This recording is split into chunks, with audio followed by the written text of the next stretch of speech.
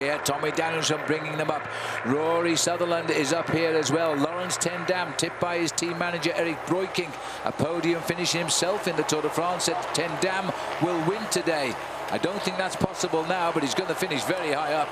Well, one man who has dominated Sierra Road in an incredible fashion, of course, is the man Chris Horner, because he's miles and miles away. I make him almost a minute ahead of everybody else. Now, just watch out there, because the deer are on the run here. That's a moose, I think it is, in this part of the world. There's Chris Horner, rather, is just looking here. He always appears to either be smiling or grimacing. It's a strange look on his face. We never know whether he's suffering or enjoying himself, Chris Horner, but he knows one thing for sure now: he's winning the first crucial stage in this year's Tour of California. And he's doing it in a very dominating fashion. Now you can see the integration has come from the rear there, because Tommy D has caught up with the rider Hagedal. And I'll tell you what, Tommy Danielson now, Phil, is going to have a little bit of a dig himself.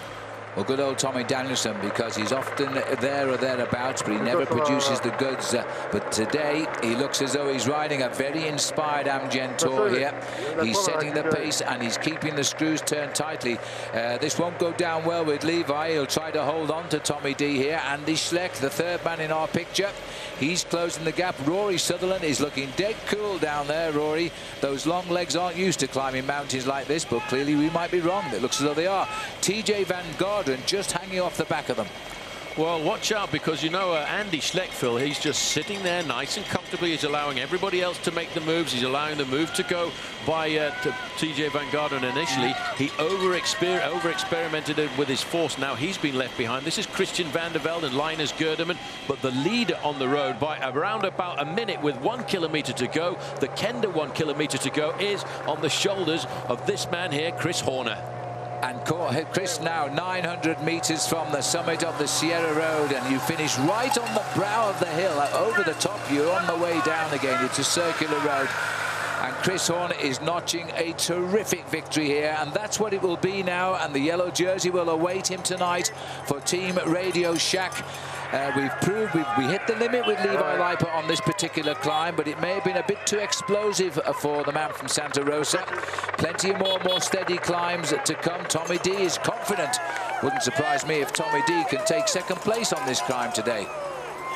Yeah, it's a very good point there, Tommy Danielson. Phil, for years and years, he's been a man who we've thought could ride well in the Tour de France, and maybe this season he's got himself right on form at the right time to possibly get Tour de France selection in the month of July, because after all, this race, a lot of the team managers will be looking at their riders to pick their final 9 men for the team for the month of July.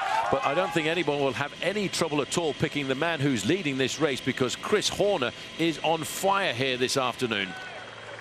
Yes, Chris Horner, a veteran of 4 Tours de France. He should have ridden more. He was finished 10th in the Tour, which is his highest finish back in 2010.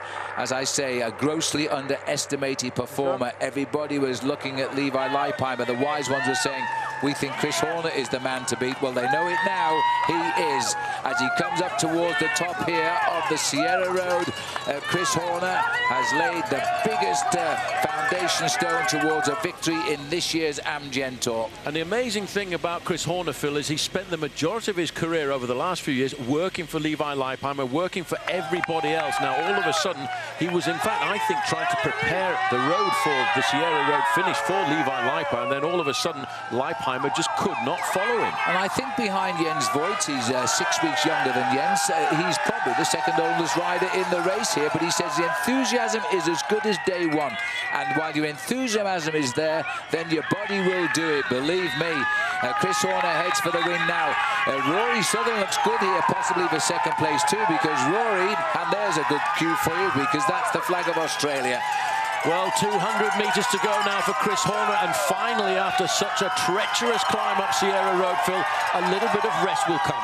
Just a little bit. It flattens marginally, but this will be a nice victory. Now, that is a smile from Chris Horner this time, as he swings up towards the finishing line. It's time that counts. There's no time to finesse and wave at the crowd. Every second counts in this event. Remember, the biggest winning margins, 49 seconds after a week of racing. He needs every second, but Chris Horner is the next leader of this tour with a great win. Well, we will have to now look at the clock, Phil, because that's what it's all going to be about. Rory Sutherland not worried at all about Levi Leipheimer or Andy Schleck. Tommy Danielson, after a little bit of difficulty, has pulled himself back into this group. But Sutherland in the blue jersey of United Healthcare is doing a storming ride.